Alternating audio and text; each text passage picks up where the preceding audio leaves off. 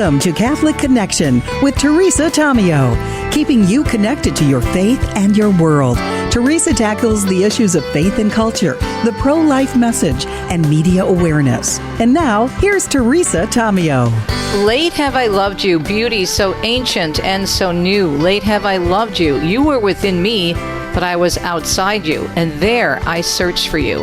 In my unloveliness, I plunged into the lovely things which you created. You were with me, but I was not with you. Created things kept me from you. Yet if they had not been in you, they would not have been at all. You called, you shouted, you broke through my deafness.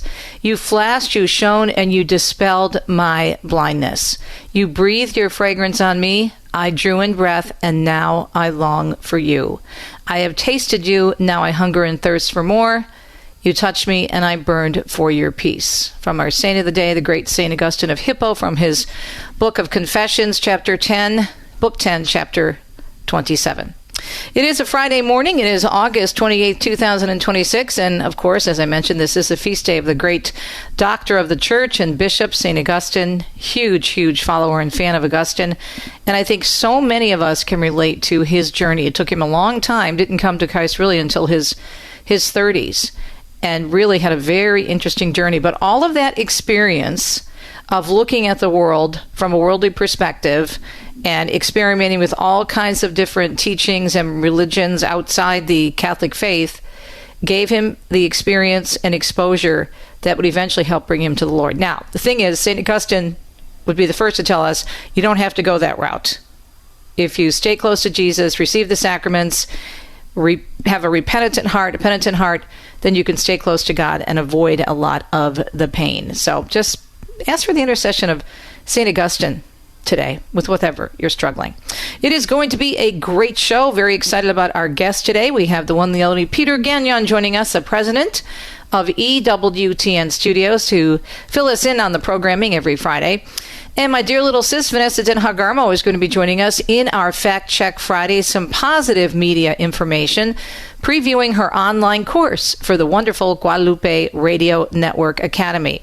And then we'll wrap up in the first hour of a Friday morning show for Catholic Connection. Matt Haas, who's the program director, Shepherding Future Shepherds, and his new partnership with the Avila Institute. So that's exciting. Hour number 2, we are going to skip the formal newscast and really dive into a very big story that we've been discussing this week, the lawsuit against Meta. So we're going to have about 15 minutes with Donna Rice Hughes, president of Enough is Enough.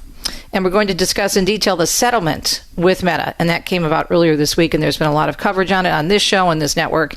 And we'll continue to do so because the issue of social media agenda, so crucial in our journey as Christians.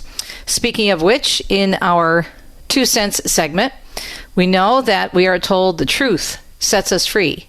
So how do we discern truth when we are just constantly bombarded with all kinds of media messages? And I want to tie this into what we're discussing with Meta, with Donna Rice Hughes from Enough is Enough, because I recently received some, I would say,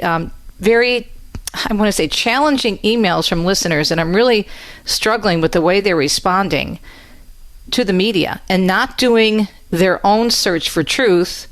And if they don't like what they see, they're creating their own truth, even when I present them with the facts. And this is really important. This is not to criticize these people because they were both respectful, they were both kind. But I'm just concerned because we have a responsibility here at EWTN. God has given us this platform, and we have to help each other discern properly.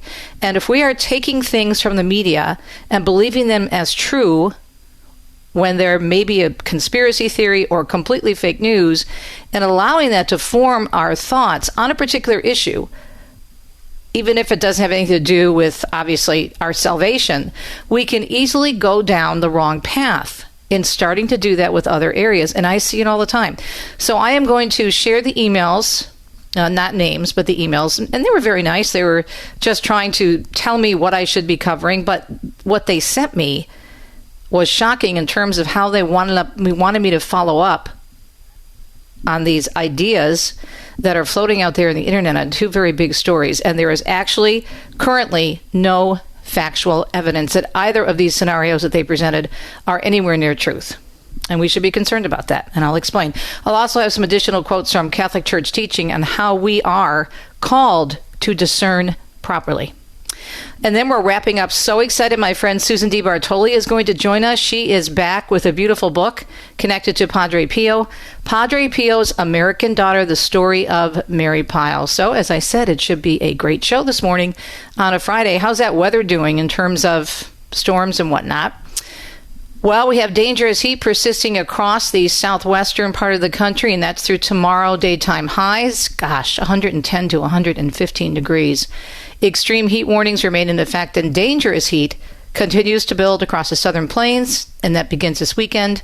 And then we have heavy to excessive rain over the Carolinas, and that could lead this weekend to some areas of flash flooding. We also have the latest on that horrible development in Nepal. We'll give you an update in the news, which we're going to do right now here on a Friday morning. It's 5 minutes past the hour, the Feast of St. Augustine. Pray for us. Let's see what's happening in and around the world here on EWTN. Fears of a nearby lake might overflow are putting a halt on those rescue operations in the flooded regions of Nepal. Over 400 people now have died in the torrential flood on Wednesday through a Nepal mountain town. 1,400 are still missing, and the latest numbers say 90 of those are Americans. Earlier today, police in Nepal said rescue operations were being stopped because a lake that was formed by debris in the floods was now at risk of overflowing. And police have been urging rescue workers to immediately move to a safe location if risk is observed. And as we mentioned, rescuers continue to scramble to find survivors in that area. Rebecca Bunhan reports from Kathmandu that crews have some tough work ahead. There's the terrain, which is incredibly difficult. Also, rain, it's extremely difficult circumstances for these rescue teams to even try and reach people. Those very, very narrow roads, which are difficult to reach with large vehicles and heavy machinery at the best of times. The flood happening when a wall of water exploding through a mountain valley in the border region, ravaging bridges, roads, and buildings. Nepal's disaster officials now believe glacial collapse and debris flow the cause rather than an earthquake, and there are concerns about potential second and third waves caused by debris in those rivers. Caritas Nepal, meanwhile, according to EWTN News, says it has mobilized teens and began operating community kitchens in areas where people lost their homes, while also handing out immediate relief supplies. Some Catholics who have been working in tourist areas remain unaccounted for, and the agency is also saying there's an emergency appeal that they've lost, adding as coordinating with Caritas Nepal and local partners to assess urgent needs and support affected communities.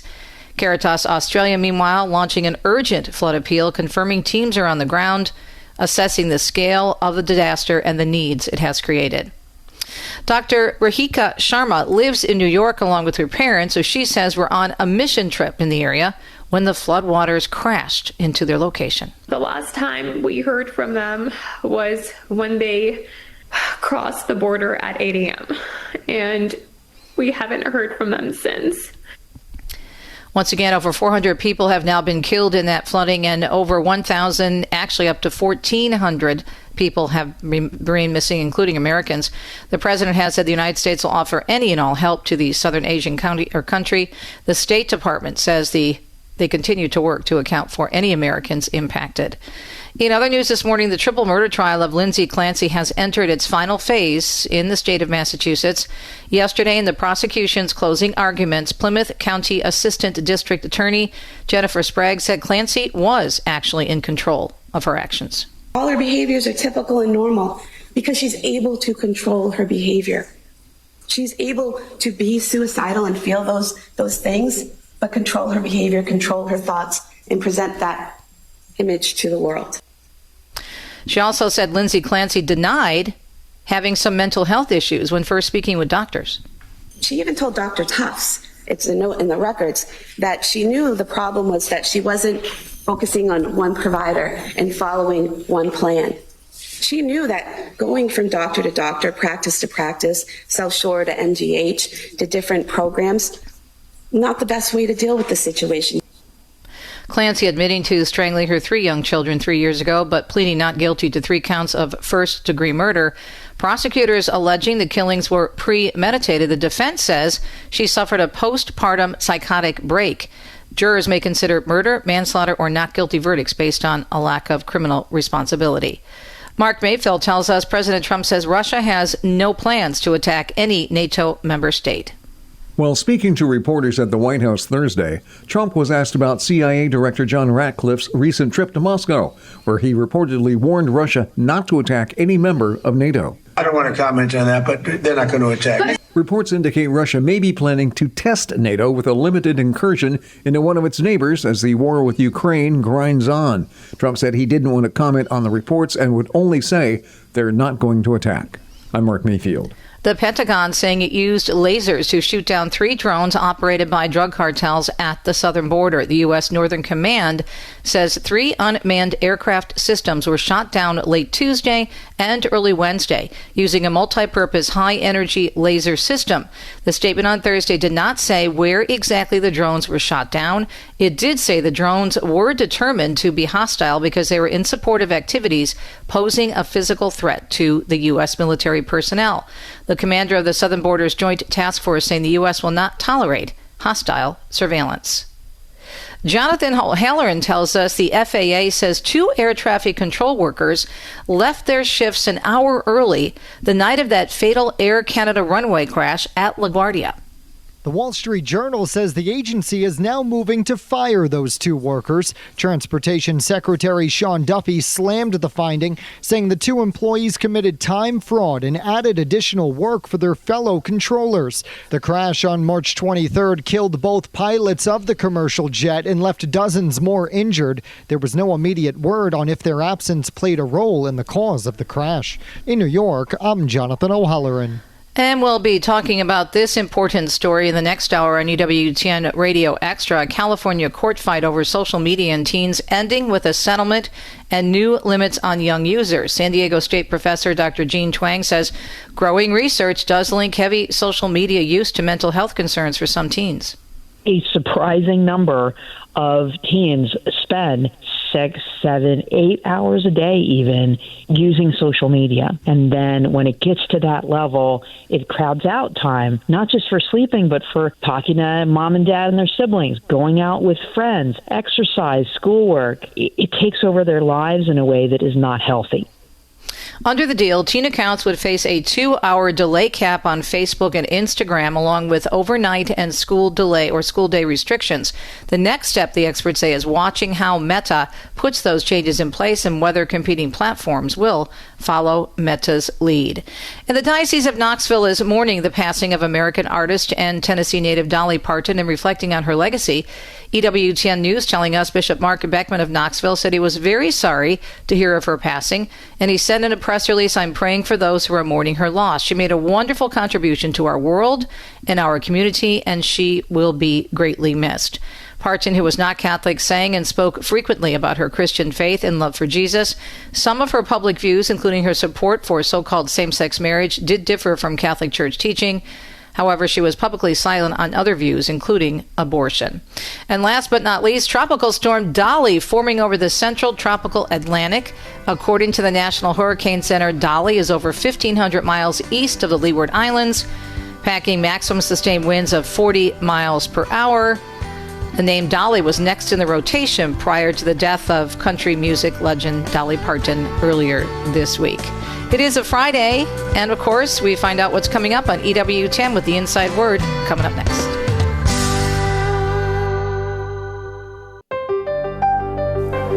"15 minutes past the hour on a Friday, August 28th, the feast of the great Saint Augustine. Pray for us. Always wonderful to have Peter Gagnon, the president of our EWTN Studios, to join us live, take time out of his very busy schedule to talk about everything that's coming up. Well, not everything. That would be impossible because we'd have to have him on the whole day because there's so much great programming. But the highlights of what we can look forward to. Good morning, Peter. Happy Friday.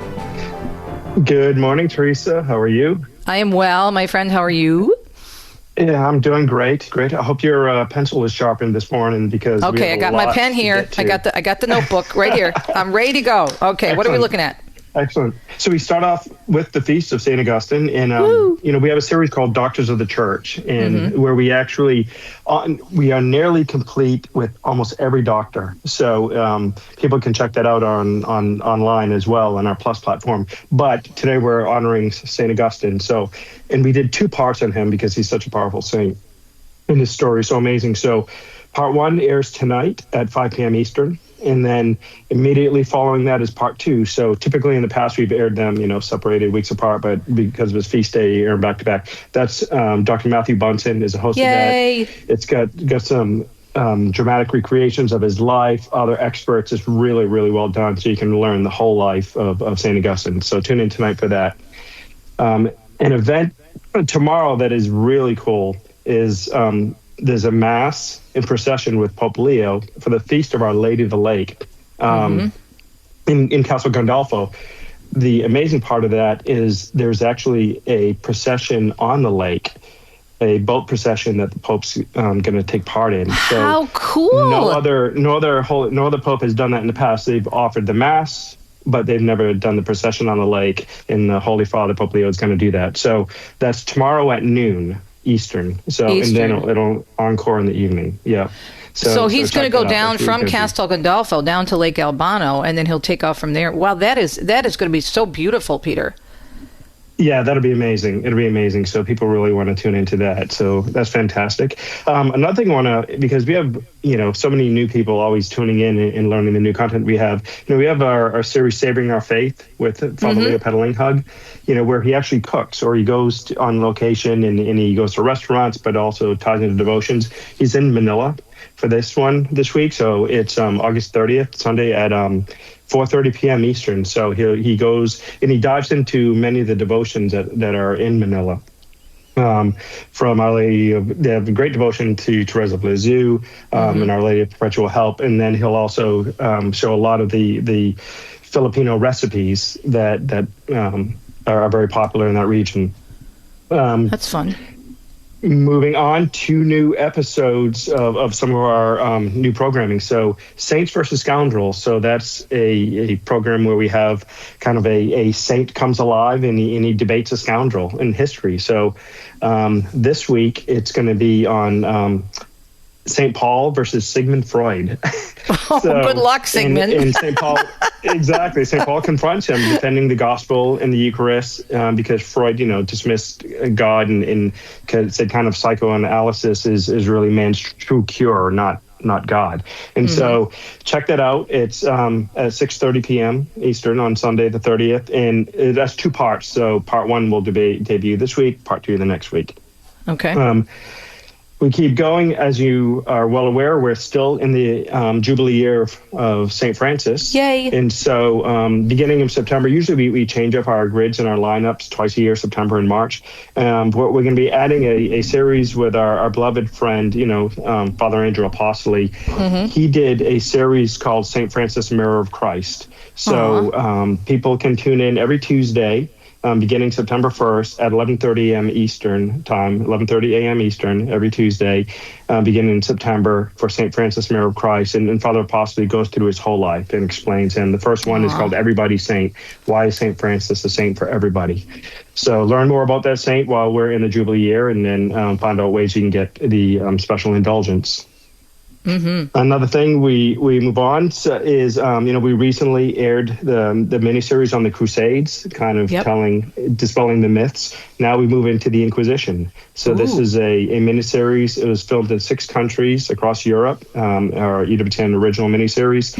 And so learn about the true history of the Inquisitions, what they were and what they weren't, more importantly, why they existed and et cetera. So that's airing September 1st through the 4th at 5:30 p.m. Eastern. It encores later that evening at 11:30 p.m. But that's in our gallery strip. So learn the truths about the Inquisition. A few other things I want to hit. EWTN Live this week. Ralph Martin joins Father Mitch. So Ralph is great. A great guy. He's talking about his new book, The Coming Judgment. Are we ready? So Ralph just always gives great insight. So tune in on Wednesday at 8 p.m. for Father Mitch and Ralph Martin talking about that. I know there's a lot of excitement about the upcoming beatification of Bishop Sheen, Archbishop Sheen. Correct. And then we also have the Georgia Martyrs. So there's a lot of American saints that people or blesseds and even venerables.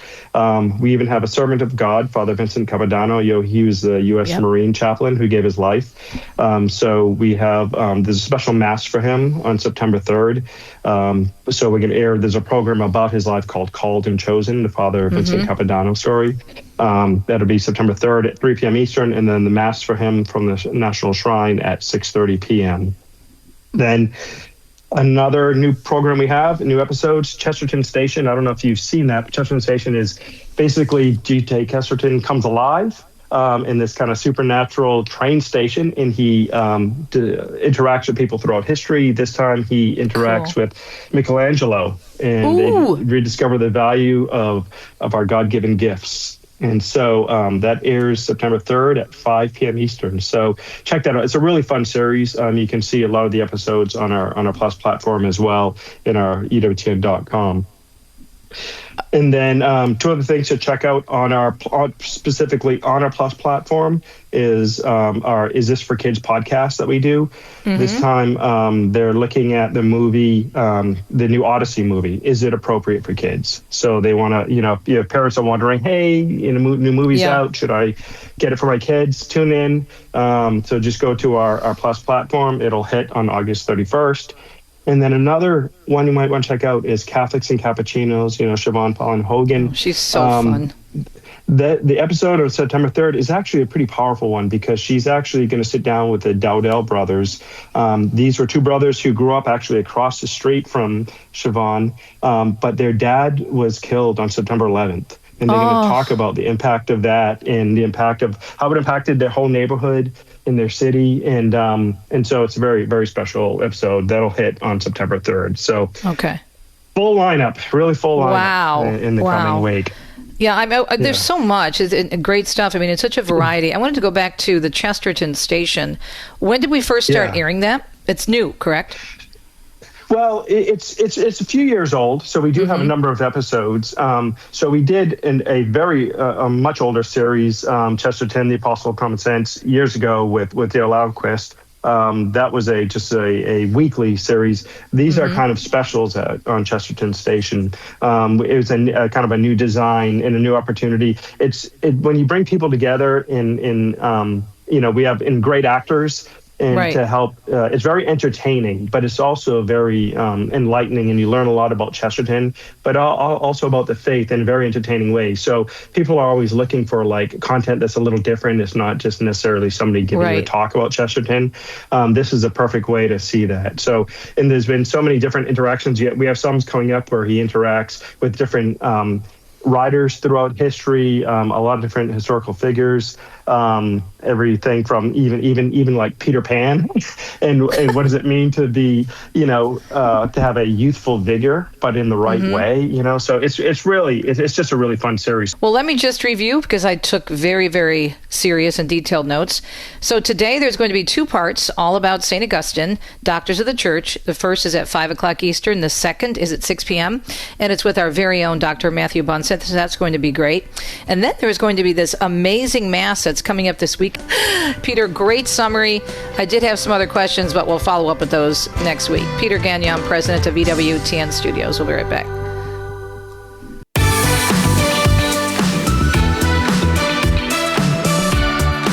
Minutes now, 28 minutes past the hour. It's a Friday, August 28th, the feast of the great St. Augustine. Pray for us. And this is the Fact Check Friday segment, and so it's very appropriate that we have Vanessa Denha-Garmo, who is also a media expert, and she is a coach, and she does so much great work in radio as well with her show Epiphany on Ave Maria Radio Daily, Monday through Friday at noon Eastern.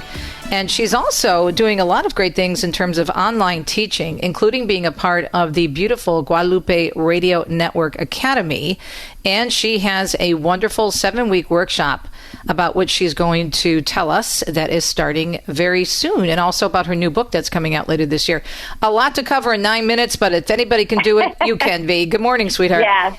Well, I'm really excited because the workshop through Guadalupe Radio Network Academy, which I'm so honored that I've been asked to teach this course on the job with Jesus, is tied to my book that's coming out this November, published by Marian Press.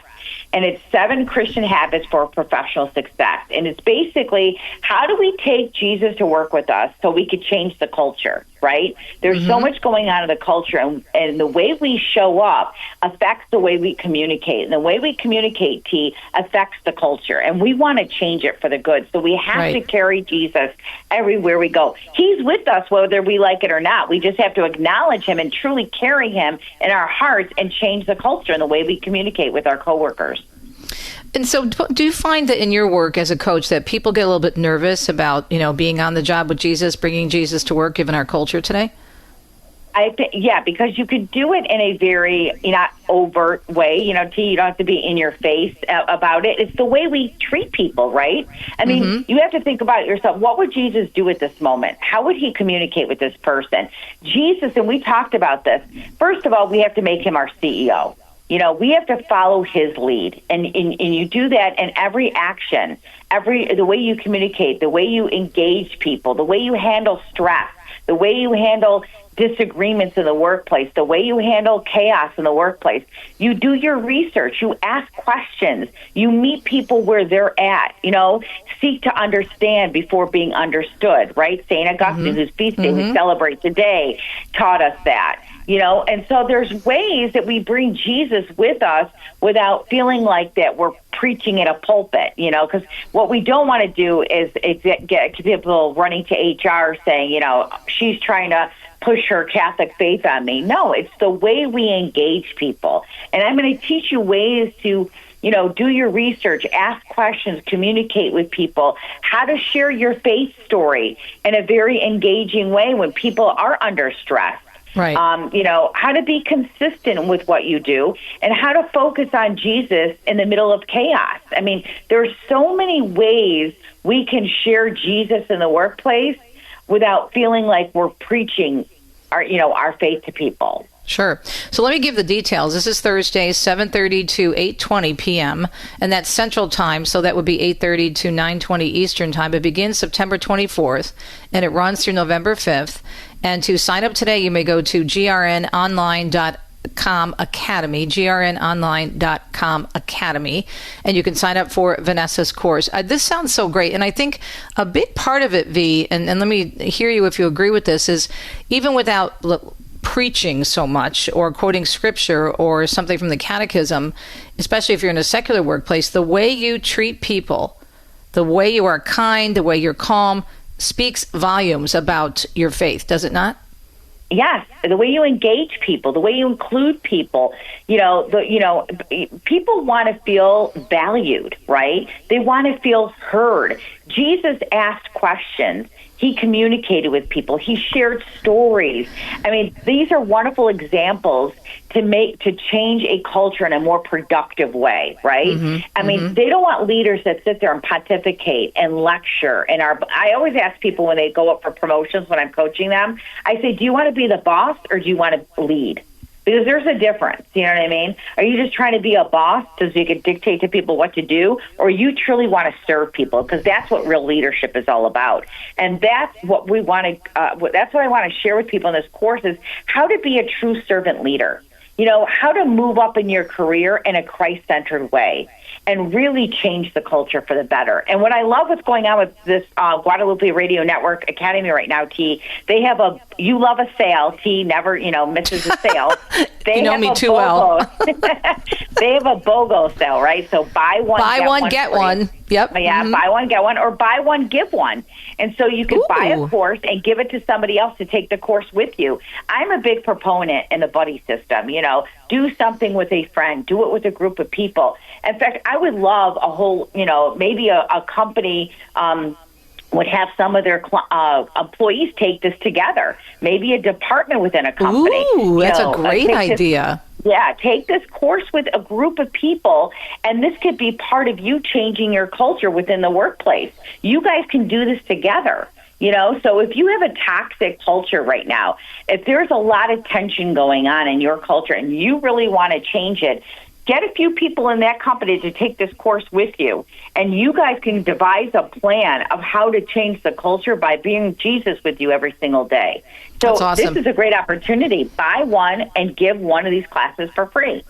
Let me give the website again, grnonline.com Academy. V, I want to ask you a question with all your research, especially for the book and the continued work you do on training for business leaders.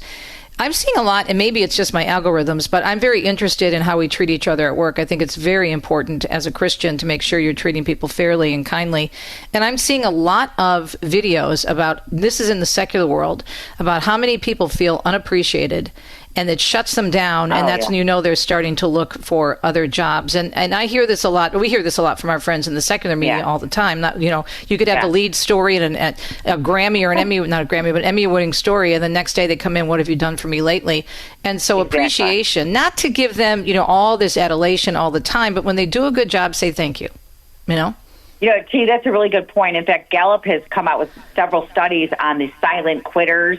The people who don't feel valued, they're leaving, and they're not telling the employees why they're leaving. They're leaving because they feel undervalued. They don't feel appreciated. I always, when I'm working with clients, there's certain things that are foundational in my coaching. They take the strengths assessment. They take the DISC.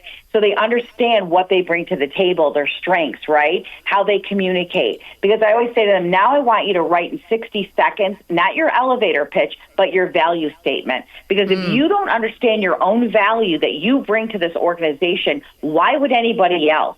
Right. So you have to be very confident knowing I bring value here. And you have to share that without, being kind of in your face, but with your bosses, with your coworkers.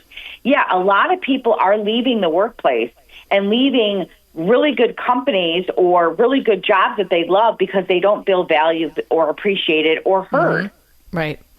And then their ideas, which are very, very constructive, are often ignored. That's another thing I'm seeing a lot out there. Well, they're ignored or they're stolen and then acted like it was somebody else's idea. That happens a lot in the workplace.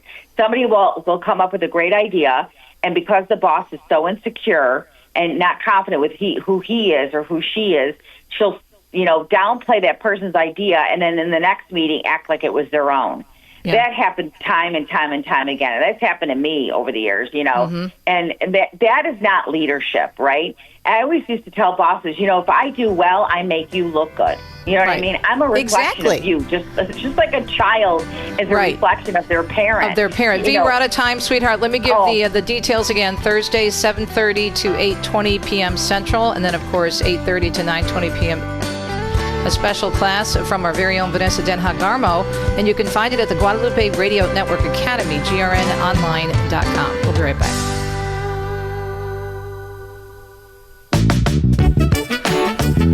My goodness, time flies. 38 minutes past the hour now, flying through the first hour of EWTN's Catholic Connection on a Friday morning. Friday, as I always like to say, August 28th, 2026. Matt Haas is back with us.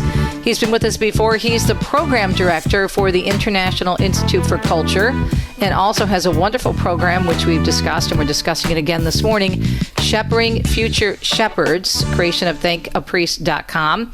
They have a new partnership with the wonderful Avila Institute's High Calling program. But first, Matt, you have breaking news in terms of some numbers that you wanted to share. Good morning. Good morning. We do, Teresa. Thanks for having me. Sure. It's exciting. Our ministry is all about promoting vocations to the priesthood. And when we started the ministry, we weren't sure what the reaction was going to be, and we just reached a milestone. We have now 100,000 followers and subscribers to our ministry, and we're really, really excited about that, and so grateful to see the outpouring of support for our priests and what they mean to us as a church. What are you hearing from priests? I know you said this before, but share with our listeners, because I think this is crucial, because I think sometimes we forget, we get busy, we have to get the kids home after Mass, or we just, take a lot of it for granted. I'm saying this as a deacon's wife sometime, because we need to thank our leaders, right? Yeah, I think, we started the ministry based out of a need that we saw, and a big part of that is, there's been a decline in the number of priestly vocations since the 1970s to today, we've lost about 40% of the number of priests. And just like you said, we get busy in our days, and they're getting even busier, our priests, because they have more people to serve, and and it sometimes can feel like a thankless job. And it turns into this sort of cycle where they're stretched thin, and then people can get upset because they're now some of these priests are serving 2 to 3 parishes. Sometimes they're merging parishes because they just don't have enough priests. Right. And you get kind of stuck in this thing where you go, well, it's their job's easy or anything like that, but it's not. I mean, they're working. You don't just see them at Sunday Mass; they're doing all these things outside of Sunday services. And I think there's 2 parts to it. One, I think we need to show them that we're grateful, but I think by not only showing them that we're grateful and appreciate that calling, it also affects future vocations. And sure. if we don't look appreciative of what the priests are doing for us, will that next generation see in us? If it's our sons, and don't see that as a quote unquote profession that's respected and appreciated, that could be definitely discouraging to them to be able to say yes to it like that. And so, a big part of what we're doing is to show appreciation for our priests, as well as, there are a lot of negative stereotypes out there as well between the news and the headlines of the scandals and things like that. So, we're sharing inspiring and hopeful stories about priests and all the great things they're doing today. With the stories we share on a monthly basis, highlight priests who are doing really great things today. And we are hoping that young men who have a call on their heart can look at these men that we're highlighting as examples and ones that they can aspire to as well. And we often talk about vocations don't happen in a vacuum. It's really a community and the culture around them. And so it's not just an individual man saying his yes, because of course that has to happen, but it's a lot of yeses from everyone around them, and it's their community and their parishes, could be their pastor, and we're not just promoting vocations to the priesthood, but even deacons. And so in cases like yourself, it's, as a spouse, encouraging them to follow their vocation to serve the church. And so that's a big part of, and that's why we're so excited. The 100,000 followers and connections that we have, not all of them are the ones who are going to become priests. They're there to support and say their yeses, which help to lead to that, we're hoping, that ultimate yes by the young men who have this call. Well, in addition to checking out your great websites, and by the way, if you're just joining us on a Friday morning, 43 minutes past the hour, Matt Haas is our guest. He's been with us before. Program Director for the International Institute for Culture, also the program Shepherding Future Shepherds, and the beautiful website, thankapriest.com.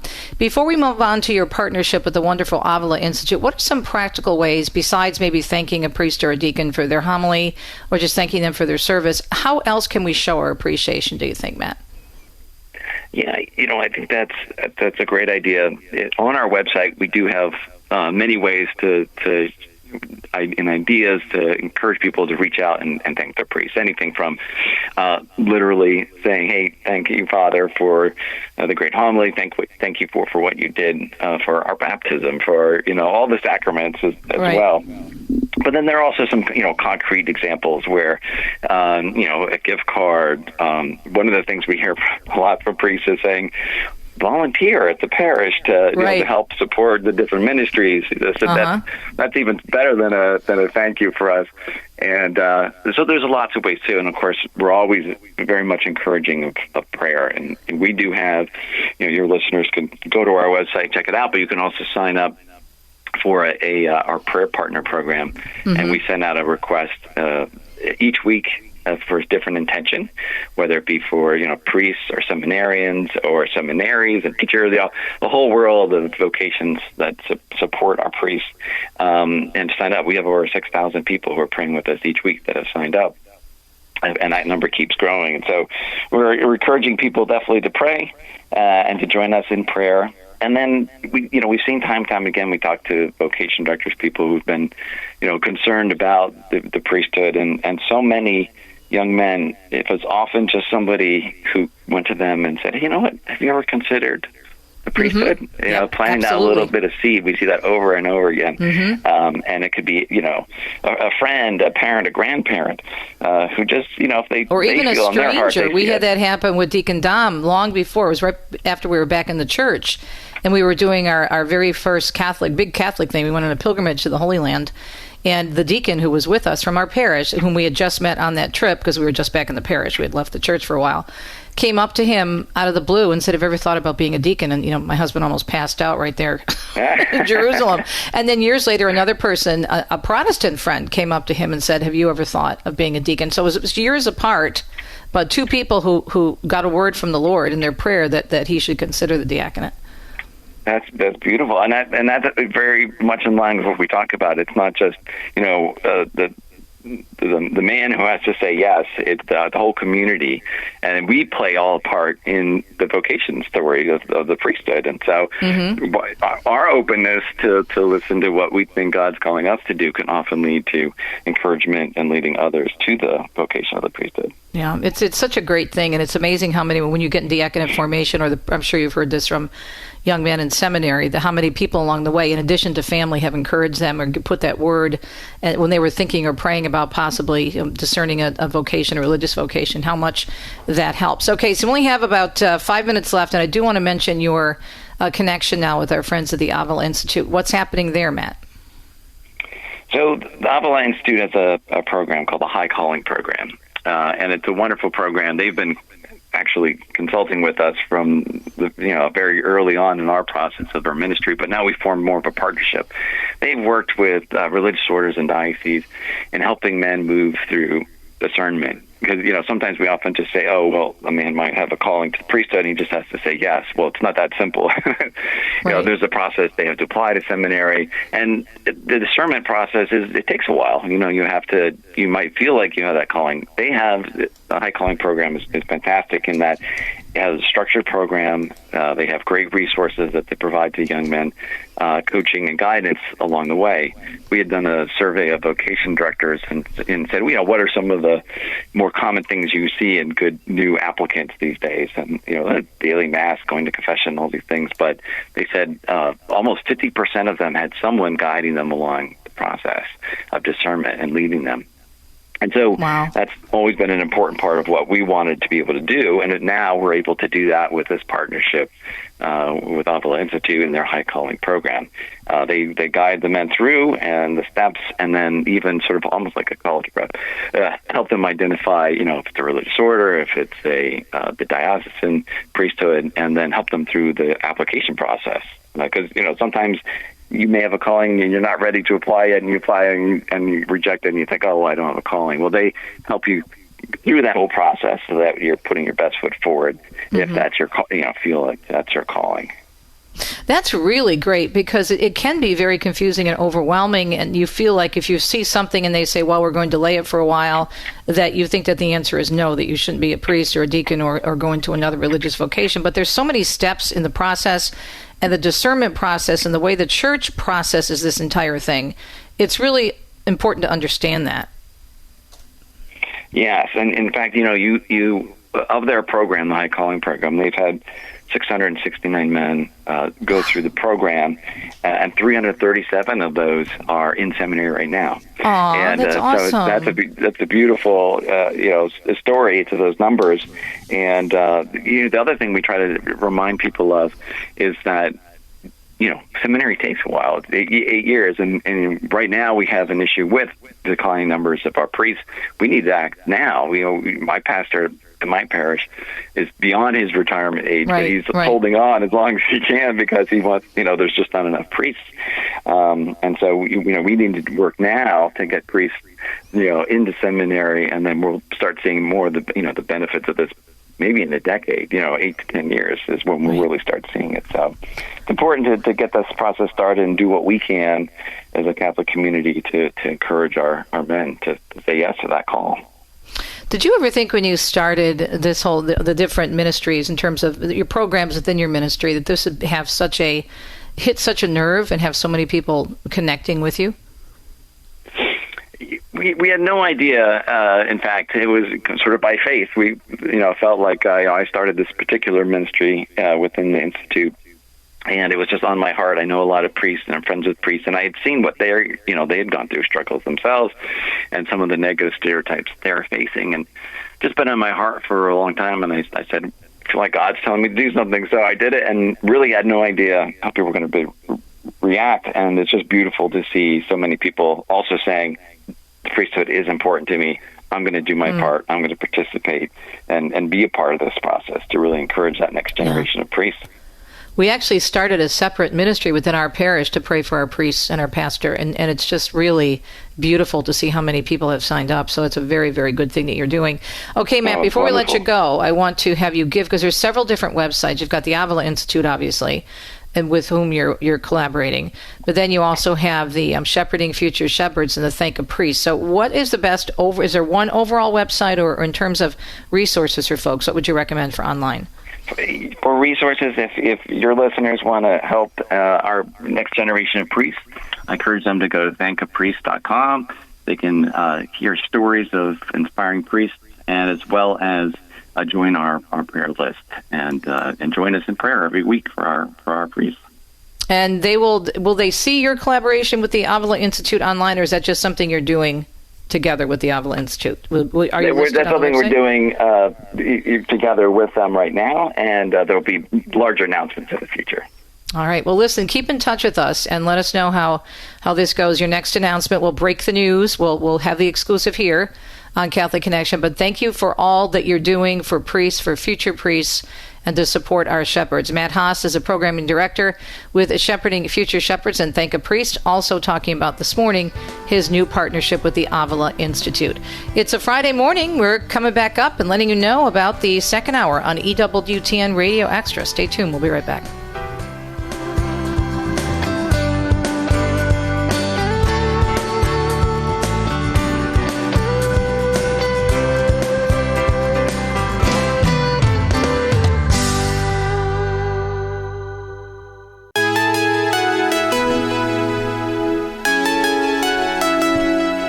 .54 minutes past the hour. Hour number 2 is featured on EWTN's outlet, EWTN Radio Extra. We'd love for you to join us because we've got some major stories.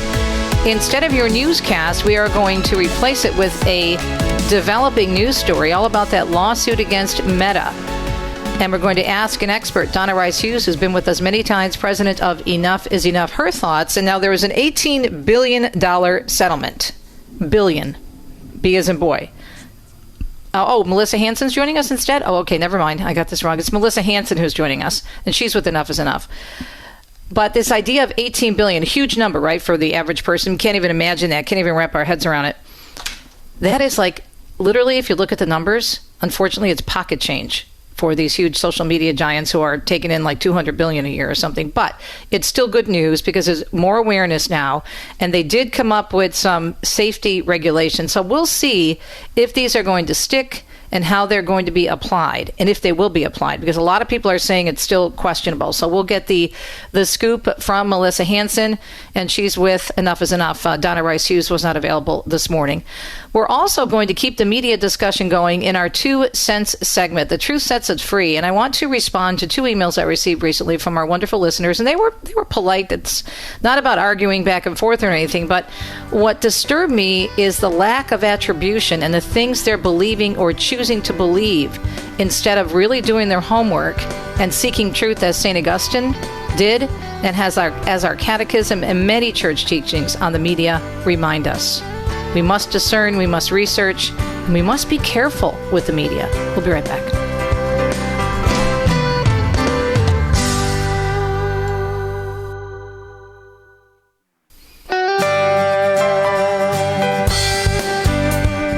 Welcome to Catholic Connection with Teresa Tomeo, keeping you connected to your faith and your world. Teresa tackles the issues of faith and culture, the pro-life message, and media awareness. And now, here's Teresa Tomeo. And it's a Friday, hour number 2 of Catholic Connection, August 28th. Great to be with you, and we have a little bit of a different approach to this hour. Normally, every hour of the program, we start with your news, but we are going to instead, yes, have news, but a big update on that lawsuit against Meta. And this is a big, big story that continues to develop. We're going to be talking about how research was covered up about the addictive nature of Instagram and other social media outlets, very similar to the tobacco story, where so much information about the damage that tobacco was doing, the dangers and the carcinogenic nature of cigarettes, and it finally came out, of course, and there were whistleblowers. There are whistleblowers in this case as well. But is this $18 billion settlement going to be enough to make a difference? Melissa Henson with the Concerned Women America organization joining us right after the weather. And then for our 2 cents segment, in line with the media in terms of what we've been discussing, we'll be discussing on the Meta case and what we discussed with Vanessa in Fact Check Friday this morning, the importance of awareness and discernment. We know the truth sets us free, and our saint of the day, St. Augustine, sought truth. He avoided it for a long time, but he did search for it. He believed in God in his heart and even was attracted to Christ, but he liked his worldly life too much. So he went around and picked different religions, searching continuously for one he thought that would fit how he wanted to live. And he teaches us that we have to continue to search to make sure we are heading in the right direction, as in heaven and toward that eternal resting place, God willing, with our Lord. And so I want to react to 2 emails that I received. One was about the story that's still developing. We're waiting for the verdict now in the Lindy Clancy case, and she's been charged with killing her 3 children. She's pleading guilty, but she also said it was because of serious psychosis related to postpartum depression.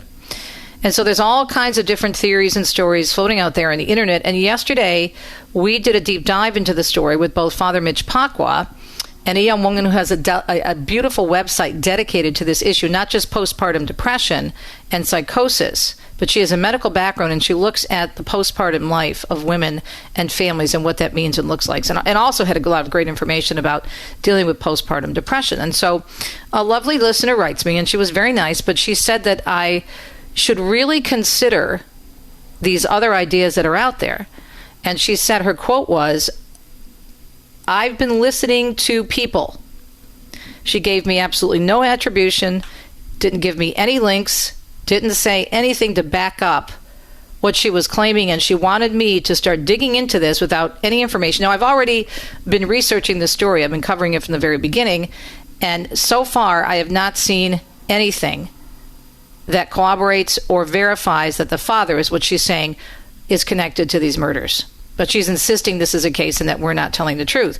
Another listener, another very nice lady, a few weeks ago wrote me after the Fauci debacle broke, and when he testified regarding, of course, his diary, claimed that Fauci was being set up, that the diary was fake, and she refused to accept the fact that he said all those things in the diary, even though he himself, before he invoked the 5th, 111 times, said this was his unredacted diary. So there's problems here. These are 2 faithful ladies who are very nice again in their emails, but are choosing not to dig deeper because they don't like what they're hearing. That is a problem, even though these are 2 stories that technically don't have anything to do with our faith, but they do actually because of truth. If we continue in this pattern, then we'll believe anything. And that could greatly affect us in terms of forming our consciences well. And so we'll see what the church has to say about this and St. Augustine coming up in our 2 cents segment. And then we wrap up with Susan DeBartoli, Padre Pio's American daughter, the story of Mary Pyle. Susan is in studio with us this morning. Let's get to the topic at hand, though, the big lawsuit, the big settlement with Meta. And to talk about this is our friend Melissa Henson. Melissa, great to have you back on the program. Thanks for joining us. So 18 billion, 17 to 18 billion sounds like a huge amount for most of us, right? Can't even imagine that number. But pulling out and looking at the money that these social media outlets make, it could be considered on some levels pocket change. What was your reaction when you heard the settlement? Thanks for joining us. Yeah, I think the settlement was a way of avoiding having even more details about what they actually know about what their product is doing to kids come out in the courtroom. I think they were trying to avoid having to have Zuckerberg on the witness stand at all costs. So in one sense, this settlement is a positive development in that Meta has agreed to make certain changes, and among those changes, limiting the amount of time children can spend on their platforms, giving parents a little bit more control over the algorithm. So these are positive developments, unquestionably. It's not it's not the total picture, though. It's not a complete victory, because we need to remember that Meta operates within a social media ecosystem.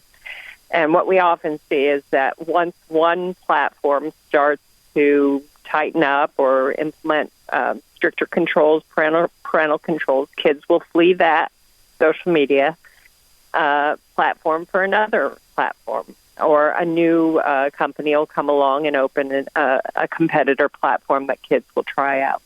So kids are constantly migrating among these different social media platforms. So Meta doing these things sort of in isolation is not going to be enough. We still need to have Congress pass strong child protection laws, keep them safe, no matter what social media platform they are on.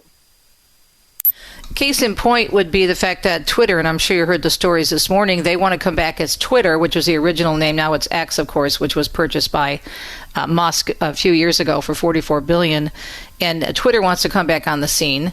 And this is already now, and you just mentioned there'll be other social media outlets. If they develop a new form of Twitter or these online social media outlets that allow us to communicate very quickly, the kids could jump to that. It's never ending. The other question is, the other point that I'd like you to respond to, Melissa, is how do we know that these are going to be implemented, all these guidelines and whatnot? How do we follow up on this? Well, that's an excellent question. And I think it's also important for people to look at the contingencies on this settlement, too, was that Meta is only going to have to pay out, I think it was like $12 million out of that almost 18 billion out of that almost 18 billion. And the rest of it is contingent on YouTube, Snap, and TikTok implementing similar policies. So if those other companies don't comply, then, Meta is off the hook for about $6 billion of that settlement deal. So I think this also points to the real need for this to be a universal that's codified in law. But to answer your question, part of what they did agree to is periodic audits from an independent company to make sure that they are in compliance. I do really like the idea of putting limits on nighttime usage and also giving parents more control, because the nighttime usage, you and I have been talking about this, Melissa. You've been on the program for 20 years. I mean, you know this stuff inside out. And remember when my first book came out years ago, Noise, and I quoted you and of course, when you were with the Parents TV Council extensively, that they would see all kinds of problems happening at night. We used to say, keep the kids' TV and the computers out of the bedroom. Now it's just everything's on the phone, so you have to have them turn the phone in at night, and a lot of people still don't do that. But there's so much evidence. This is what I wanted to ask you. There's so much evidence from all kinds of organizations way back 20 plus years. You and I have been discussing it, and yet Meta says they didn't do anything wrong, and there's still no proof of a connection between social media usage and problems with teens and other people. How can they even say that? They can't. They can't with a straight face, because their own internal data shows that it's a problem. They have slides that say we make body image worse for like 1 in 5 teenage girls. I don't remember what the exact figure was, but they know the harm that their product is causing. So that's an absolute fabrication and a lie when they say there's no connection. So do you think, because there's so many other lawsuits pending, where do you think this is going to go? Are these companies just going to settle? Because there's I know there are a number of states involved in this case in California regarding the $18 billion settlement, but this is ongoing. This is not the last case. This is not the last case, and I think the lawsuits will continue coming. And frankly, there have been probably thousands of lawsuits that have been dismissed on Section 230 grounds. And I think we finally got, the dam finally broke with the lawsuit that was settled earlier this year, because finally the prosecuting attorneys found an effective path for attacking these social media platforms, which is addictive design.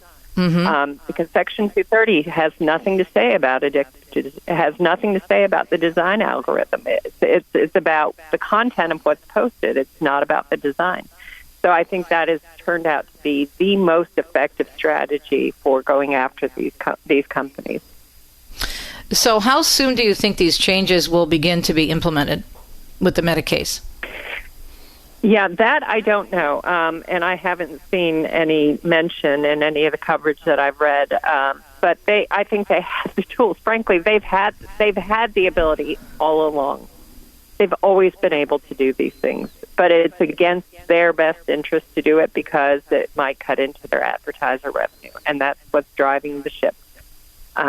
So I don't think it would take long for them to implement them. But I'm sorry, I don't know what the exact timeline is that the settlement calls for those changes to be implemented. The different folks, the different states involved in this lawsuit had evidence showing that they directly misled the public about platform safety. We hear that over and over again with these types of situations where they knew darn well, just like with the tobacco industry, which I think is a good analogy, what was happening, and yet they chose to lie to us. And we saw that even with Anthony Fauci, saying one thing in public and saying another thing to himself or medical colleagues regarding various issues and COVID and the vaccine and whatnot. As we wrap up, we have about 2 minutes left. I'm going into a segment based on our discussion right now, Melissa, for my 2 cent segment to talk about the importance of being careful how we discern what's being thrown at us, not just for our children, our grandchildren, but for ourselves as believing Christians to make sure that we are not misled. And I talk about this till the cows come home. As you know, you've been with us for a long time. And yet I still receive emails from folks who want to believe some of the weakest and most ridiculous things they see online. And I just don't understand what else I can say to them from the bottom of my heart to be more careful. What would you say? Yeah, and that is unfortunately one of the, I think, most pernicious characteristics of social media, which is it creates this sort of bandwagon effect, right? So it doesn't matter if it's a lie. If you see enough people repeating the lie, then it starts to look like truth. So I think it's important for us as adults even to step away from social media in order to sort of refocus our attention on what's true, what's good, what's real. Mm-hmm. And in order to do that, we need to be spending more time, in Scripture, obviously, but we also need to be spending more time getting grounded in reality and less time being influenced by people online. Yeah. Melissa, thank you so much. You're doing great work. Of course, you were with the Parents TV Council for years now with the wonderful organization Concerned Women for America. Keep it up, girlfriend. You're a great resource. We thank you. And where do we find you online? Where's Concerned Women for America? Yep, you can find us at concernedwomen.org. All right. Well, we'll be watching this, and I know you will, too. We look forward to having you back on. Melissa Henson with Concerned Women for America, continuing our media discussion with St. Augustine in mind. How the truth sets us free as long as we're searching for the truth and not believing everything that's thrown at us. We'll be right back.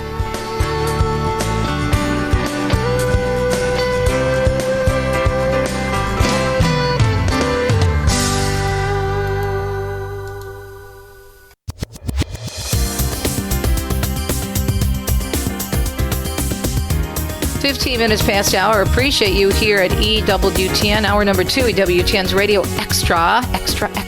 Listen all about it, read all about it, EWTN.com. It is a Friday, August 28th, a feast of one of my favorite, I have so many favorite saints. They're all so amazing. But St. Augustine, wow, what a powerhouse. So we're going to bring St. Augustine in on our conversation this morning about media and speaking truth. And we're going to bring in John Paul II, Pope St. John Paul II, the Catechism of the Catholic Church, JP2's communications messages, one of them, and also another statement called The Rapid Development, all about the media. And I'm also going to share with you, just paraphrasing 2 emails I received recently, and why it's important for all of us, even if we are doing our best to be Catholic, to make sure that we are seeking truth and not being misled. So first, a little background about the great St. Augustine, also known as Augustine of Hippo, philosopher, theologian, and bishop, father of the church, considered one of the most important figures in the development of Western Christianity. He was born in the middle of the 4th century in 354 in Africa in an area now known as Algeria. His wonderful mother, St. Monica, whose feast we celebrated yesterday, was a devout Christian while his father was a pagan. She prayed for him, her son, to come to Christ. Eventually he did. We know that story. But his life was not a straight path to sainthood, but a winding road of intellectual searching, moral struggle, and profound transformation. His life was marked by a long spiritual journey that led him to Christianity, but he struggled with temptation and sin and was heavily influenced by the teachings of Manichaeism and Neoplatonism. However, the hearing of a sermon by Bishop Ambrose of Milan, after that, Augustine began to question his beliefs and eventually converted, as we know, to Christianity. His writings include his famous Confessions, and they continue to inspire and influence Christians hundreds and hundreds of years later. Here are some quotes regarding seeking truth. To seek the truth, he says, is to seek God. He also says, I would rather have questions that can't be answered than answers that can't be questioned. True happiness, he says, is to rejoice in the truth. For to rejoice in the truth is to rejoice in you, O God, who are the truth. And I love this one. The truth is like a lion. You don't have to defend it. Let it loose, and it will defend itself. Now, this last quote I think is really important, given what's happening today with many of these issues that are facing us as faithful Catholic Christians. So much of the truth about our key teachings have not been learned, have not been studied enough. A lot of ways we have our own self to blame. I take blame for that for many years. I didn't want to hear it. And you know my journey pretty much. But then we have that, maybe watered down catechesis, not going beyond Sunday or not even going Sunday at all. All those things happening within the church. And then you have the outside world and so many influences. And even among those who are faithful, many of our listeners who are trying their best, we all are, and that's why we exist to help you on that path, still get caught up. And it's very easy for all of us to get caught up and ignore the truth and believe something that they want to be true as opposed to believing reality. Now, a little background here. We're always open, all of our program hosts are always open to show ideas. Let's say there's a speech you heard at a Catholic conference or something you saw, a story that you know of that's interesting. You send it to the network. We take a look at it. It goes through the proper sources, and it's vetted, as everything is. And then we decide if it's appropriate for a particular program. But when you send ideas, you need to back them up. Okay, you need to provide a link or why you think this is important. And if you're talking about an issue, and if you disagree with the host, you need to explain yourself well. You don't have to provide an entire dissertation, but at least, hey, I saw this story. What do you think of it?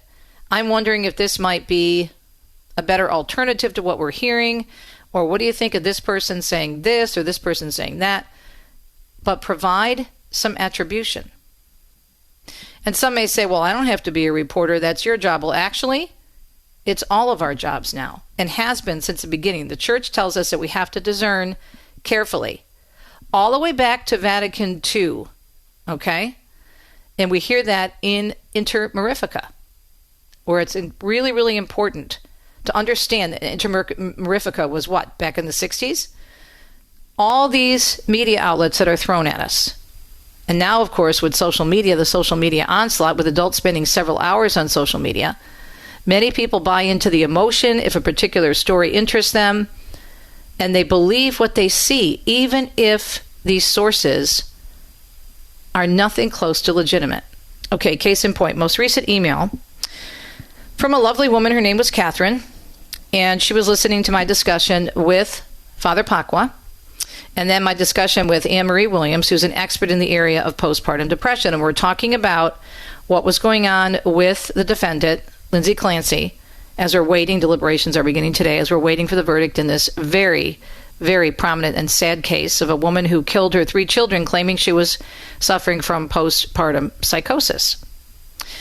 And Catherine said that I needed to investigate that the father might be guilty.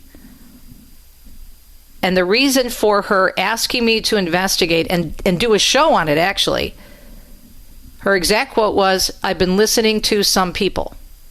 Listening to some people. What people, Catherine? What people? To whom? Or to what were you listening? And there's all kinds of videos out there on TikTok and other social media outlets. People standing outside the courthouse with the sign saying the father did it. Based on what? Now, when we're doing a topic, we have to do a topic that's based on reality and truth, okay? It's very irresponsible if we were to take, let's say, a random person, and these videos that I've seen are from no experts at all, but people just basically pontificating, no pun intended. And so I did some additional research and found that many of the psychological experts who are being interviewed on this phenomenon that's going on right now, they're saying that people don't want to believe the truth that's before them. They can't understand how a young mother could kill her 3 children, so they try to create a different scenario, maybe to get their minds off of the fact that a mother could possibly be guilty of this. I don't know what's worse, the mother or the father, but I think it's because of that maternal instinct that's affecting a lot of people. Okay? But I wrote Catherine back and I said, what is your source? What is your source? And yes, you all have to be a reporter. We all do. We all have to do our research and our homework so we know what we're reading. Is it true? Is it fiction? Is it just somebody's opinion? The Catechism of the Catholic Church, paragraph 2496, the means of social communication, especially the mass media, can give rise to a certain passivity among users, making them less vigilant consumers of what is said or shown. Users should practice moderation and discipline in their approach to the mass media. And listen to this, and they will want to form enlightened and correct consciences, the more easily to resist unwholesome influences. This is in the Catechism's chapter on the use of social communications media. Several paragraphs. It's a quick section, extremely important. This is what we have to do. You have to discern. Another woman wrote me right after the whole Fauci debacle, and remember when he testified and invoked the Fifth Amendment 111 times. Before doing that, the only additional thing he stated was in his opening comments that this was his unredacted diary. I'm not going to read the whole statement, but he admitted it was his diary. And so another listener wrote me and said that she loves the show, she listens on a regular basis, but that I'm wrong about Fauci. How do you know he wasn't set up? How do you know this is not even his work and they just planted it on his computer? And I wrote her back and I said, Fauci himself said it at the hearing. Did you not hear his opening statement? And there was a very nice exchange. It wasn't a mean exchange, but the fact that Fauci himself said, this is my unredacted diary. He wasn't happy about them having it, but it was done on a government computer while he was the man, the science for COVID. Okay? And he admitted it was his own computer. And so I wrote her back and I said, here's a link to the opening statement. And I asked her to think, right? Think about this. When we come up against something that we don't like, sometimes our hearts, our heads can't wrap our minds around it, but we should never, ever, ever stray from the truth. The truth will indeed set us free. Check out the Catechism on the Use of Social Communications Media, and never forget that God is in the truth with a capital T. We'll be right back.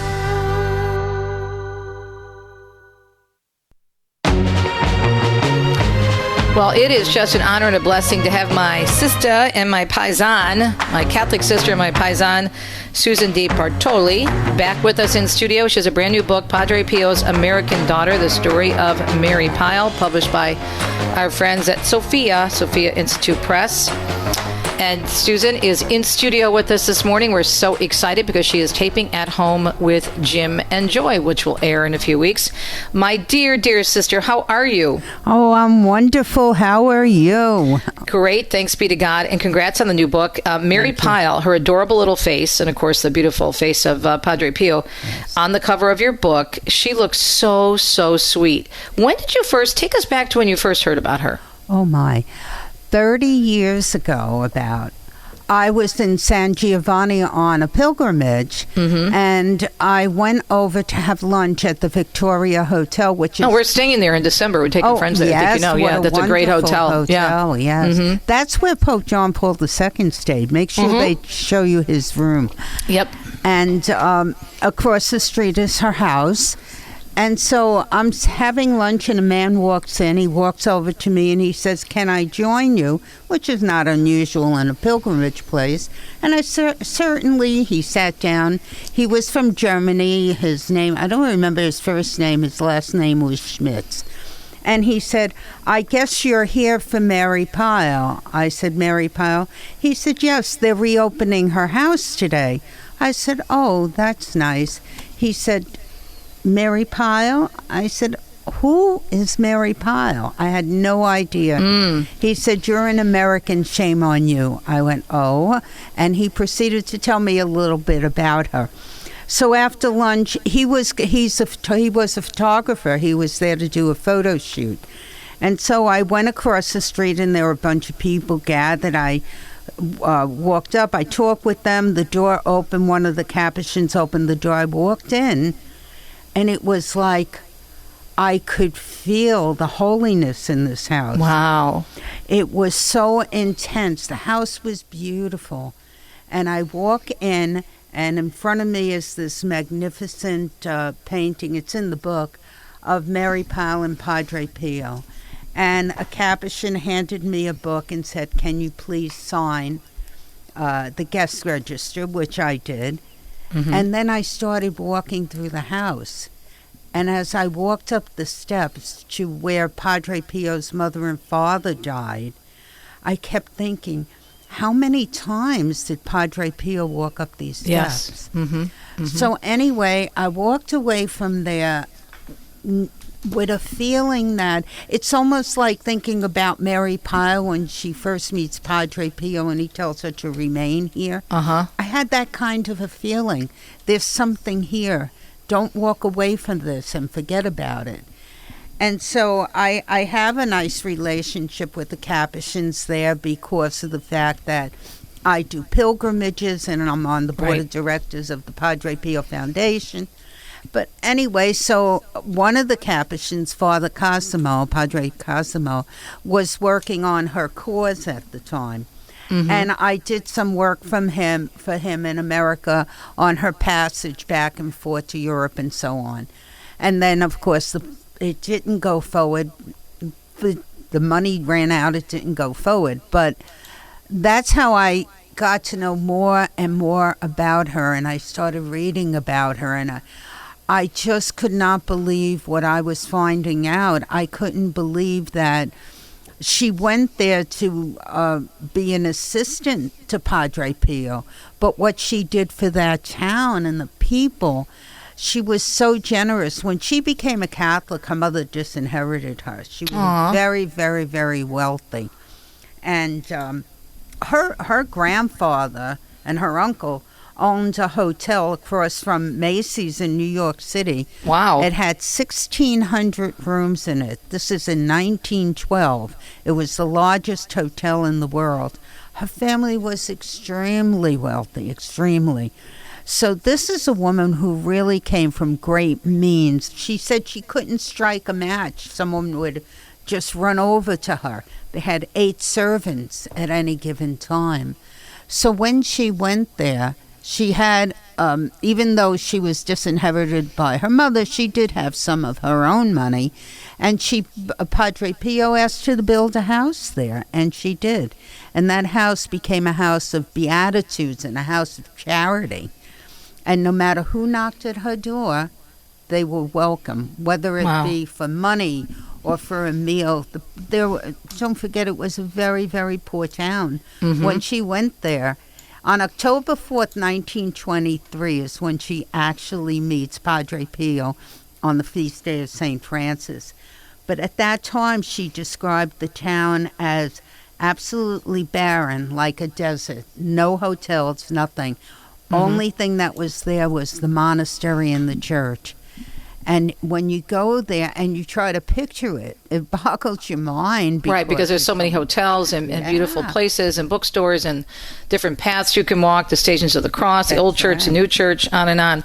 Now, in terms of the house, it's interesting, and I'm sure you know this as a pilgrimage leader, but many groups do not go to the house. They go in, they go to the old church, they see his confessional, they go walk through, the monastery and see the room where he worked and see many of the relics in that beautiful room with all the letters. Then they go to the big church, and that is he still at the big church? Because I know they move him sometimes back and forth. Yes, he's back there now. He's in the big church in the winter. Okay.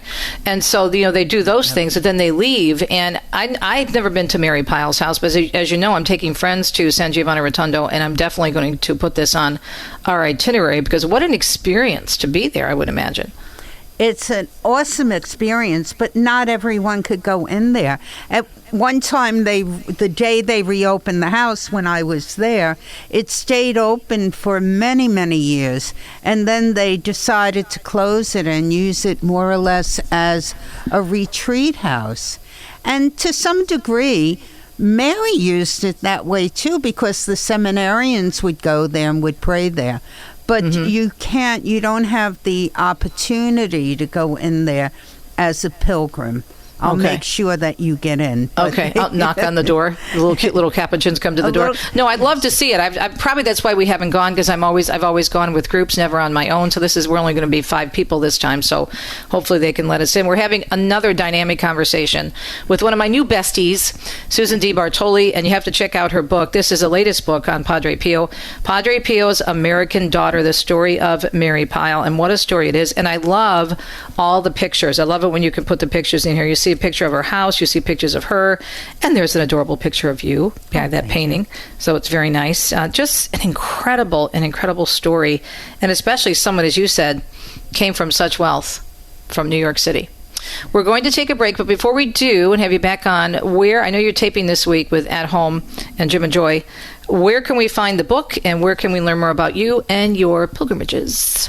Well, the book you could get at Sophia Institute Press or anywhere books are sold, Amazon, Barnes & Noble, etc. And the EWTN Religious Catalog. We always carry your books. Of course. Yep. Right. And your overall website, my dear? Well, Little Flower Pilgrimages is my pilgrimage company of 37 years, and Little Flower Bookshelf is my books. Beautiful book, and we'll talk more about the life and the witness of Mary Pyle and her connection to the great saint Padre Pio. Pray, hope, don't worry. We'll be right back.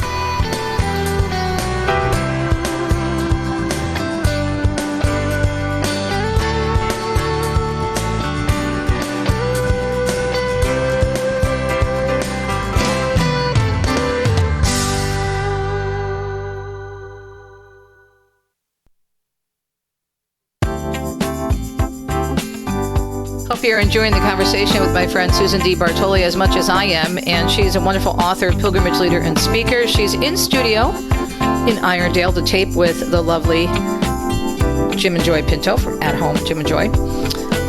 Her new book, Padre Pio's American Daughter: The Story of Mary Pyle. She's a convert to Catholicism, and she walked away from, she was kicked out of the family, obviously, and walked away from this life, this very glamorous and wealthy life in New York City. But even the picture that you have on the front of this lovely book, my friend, looks like she's so happy, just so happy. She's very happy. And this is the thing that frightened her mother. She wrote a letter to her mother and said, I finally found what I've been looking for. She said, I have a wonderful life here. It's where I belong, and I feel that my life as it was before was a life of slavery. Well, her mother got on the next boat and went there. And what happened? And she said to her, you need to come home, because she knew she was losing her. And she kept telling her, please, please, but she would not give in. And finally her mother said, well, I guess this is it. This is what you chose. So her mother, what happened was her brother had gone to see her. And she has this magnificent house now that she's built. But to her family, who had a 35-bedroom house in Morristown. 35 bedrooms? That was their summer house in Morristown, New Jersey, not the New York City house. And he thought that she was living in poverty. He said it was terrible. So her mother's now, she's concerned, and she goes there and she tries to furnish her house, but Mary's so simple. By this time, she's a third order Franciscan, and she's living every day as a Franciscan. And so her mother her mother goes out and she buys her a parlor set, she said. I have to buy her a parlor set. She doesn't have a proper one.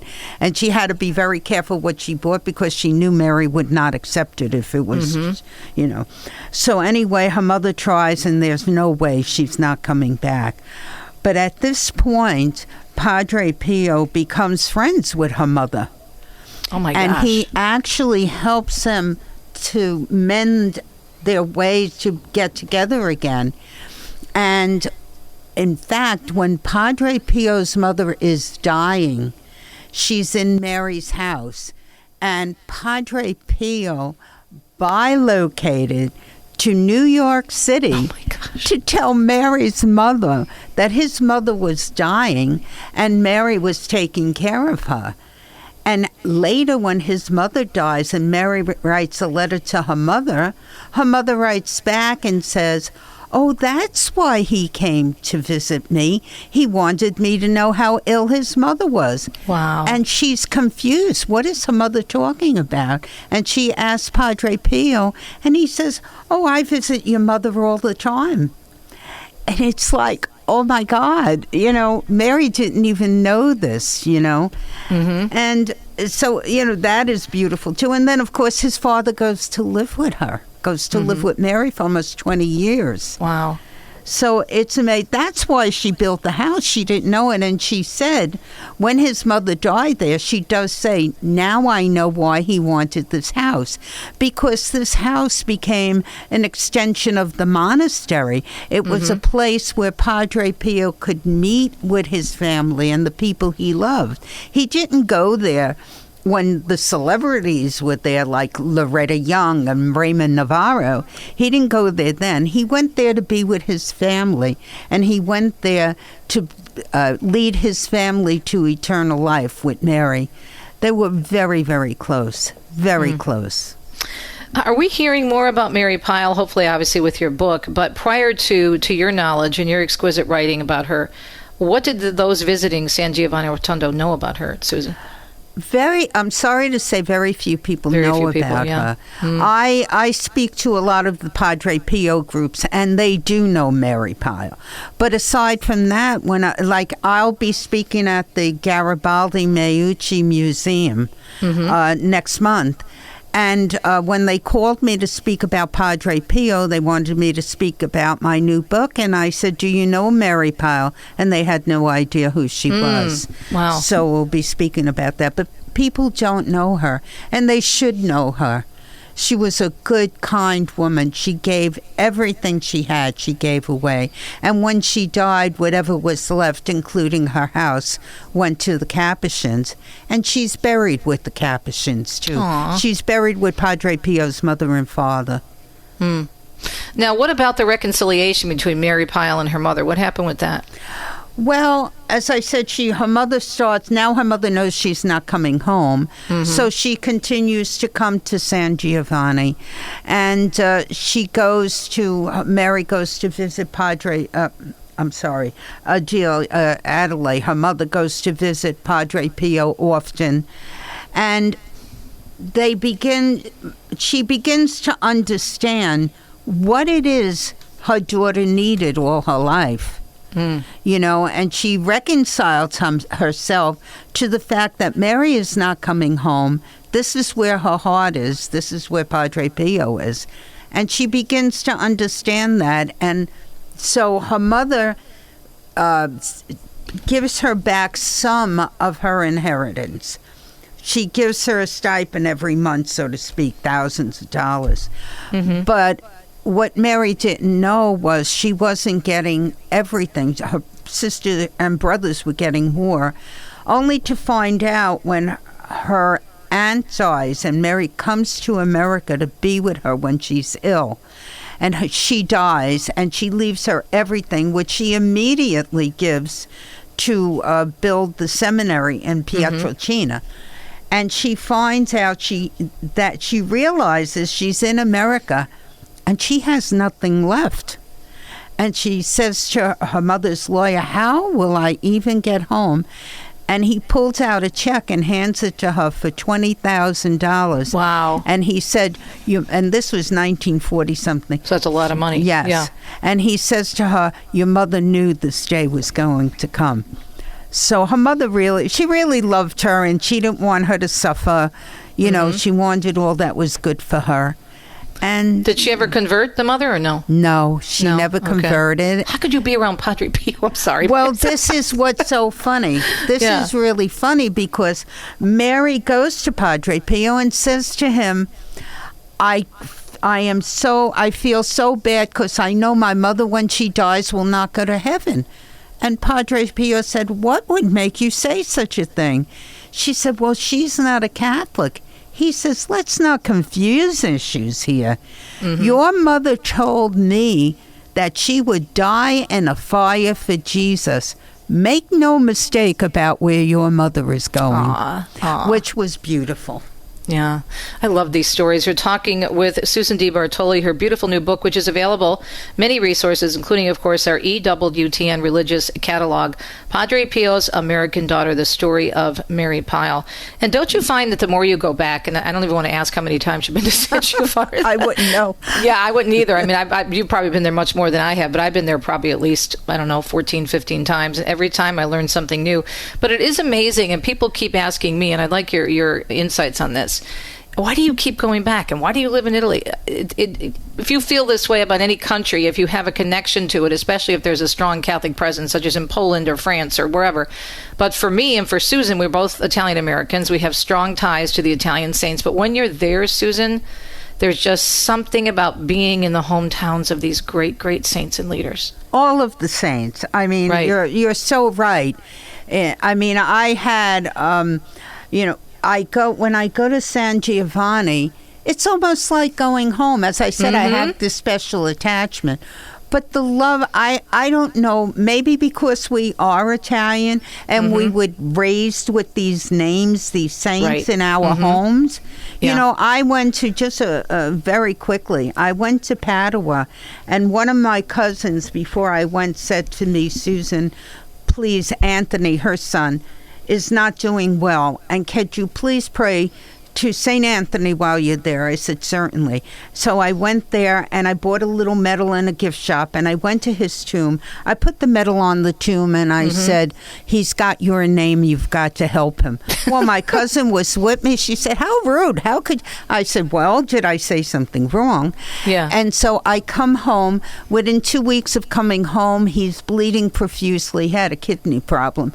And she brings him to a doctor in Manhattan, and they examined him, and he said it was only a vein that bursted. He said, but when you go home, please take all that medicine and throw it in the garbage. Wow. Your son is fine. So, this is what we grew up with, knowing about all these great miracles. Of course, it's St. Anthony, who's also a Franciscan, you know. But he's not Italian, but we still accept him. But we accept him. Don't ever say St. Anthony of Padua in Lisbon. You'll be in so much trouble. Exactly. Yeah, exactly. But, it's part of who we are. Exactly. And when people go, and I know you have this because you lead pilgrimages, one of my favorite things is to just sit back as a pilgrimage leader and watch the transformation, watch the eyes, watch the tears, see people in Mass. It's transformative, isn't it? It certainly is. And another little quick story, Ray Ewan, who gave me my great love for Mary Pyle and Padre Pio, knew Padre Pio, served Mass with him 7 times. And at the canonization, we were in San Giovanni. He had his 2 grandsons with him. And the Capuchins knew him. And we went and we asked him, could he possibly have some private time in the chapel? So they closed off the chapel, and I was there, Julie Fitzritter, and his 2 grandsons and him. And he went up to the altar, and he was there quietly praying for a long time. And as he came off the altar, I said, Ray, what are you thinking?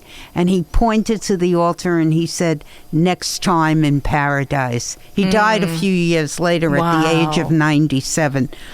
But, these are beautiful, beautiful things. I've been so fortunate to have such beautiful experiences with pilgrims. Yeah, and you know that. You know what I'm saying. It's my joy to bring people, and we don't have to do too much, even though you and I love, because we're Italian, we love to talk and da da da da da. But you just go and you say, okay, let God do it. Let St. Padre Pio do it. Let St. Francis of Assisi, let St. Catherine of Siena, whatever saint. If you're in Poland, which is another one of my favorite places for a Catholic faith, oh my gosh, that country is amazing. You just let people go and experience it, right? That's right. That's right. And I just, like you said, I just love watching them. I love watching them. And I can only imagine that Mary is so happy with the work you're doing and seeing all the people that you're bringing in. I love the fact that her house is there and that through special appointment you can go see it. But even to stand in front of it and just take a picture there and understand what happened there. That's such right. history. They called it the Pink Castle. It was pink. Very pretty. Right. So when's the next time? You're going back in September, right? September 17th I leave. Okay. My group comes in on the 20th. Okay, yeah. Well, I love talking with you. And one day we are going to, good Lord willing, break bread in the motherland, my sister. Absolutely. So are you speaking anywhere before your events in September? Well, I'm speaking, as I said, the Garibaldi Museum. I'll be in Ohio next weekend, in Cleveland, at Our Lady of Guadalupe Church. That prayer group, Padre Pio prayer group, has 950 people. Wow. It's amazing. So I'll be there, and then I'm speaking at Holy Rosary on Staten Island on the 14th, and the Garibaldi Museum on the 12th. Okay. Is that all on your website, if people want to follow you? Yes. They should follow me on Instagram, Susan _DeBartoli. Love you, dear. Ti amo. Love you. Ti amo. Ti amo, ti amo. Padre Pio's American Daughter, The Story of Mary Pyle, written by Susan DeBartoli. She's taping this week with Jim and Joy for At Home. Don't want to miss that, and get a copy of this book. We'll be right back.